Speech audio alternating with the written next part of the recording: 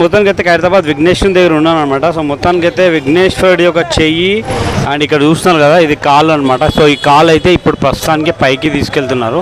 So పైన set చేస్తే almost shed చూస్తారు కదా, మనం అనుకున్నట్టుగా 70 ఫీట్స్ అంటే ఆల్మోస్ట్ 80 ఫీట్ పైన రాడ్ కూడా వెళ్ళిపోయింది. సో 70 ఫీట్స్ రాడ్ ఉంటుంది, 65 ఫీట్స్, ఆ తర్వాత 10 ఫీట్స్ ఇంకా హైట్ ఏమో వినాయకుడు వస్తాడు.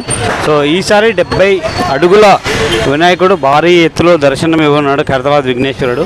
సో మీరు క్లియర్గా చూడొచ్చు, ఇక్కడ కాలు మాత్రం ఇప్పుడు పైకి లాగుతున్నారు. సో చాలా కష్టపడుతున్నారని చెప్పొచ్చు కార్మికులు. సో డే అండ్ నైట్ కంటిన్యూస్గా వర్క్ జరుగుతుంది. బికాస్ ఇలా వర్క్ కంటిన్యూగా జరిగితేనే ఇంకా మనకు తక్కువ టైం ఉంది కాబట్టి తొందరగా రెడీ అయిపోతుంది. సో చూస్తున్నారు కదా విజువల్స్. సో మొత్తానికైతే 70 అడుగుల భారీ వినాయకుడు అనమాట.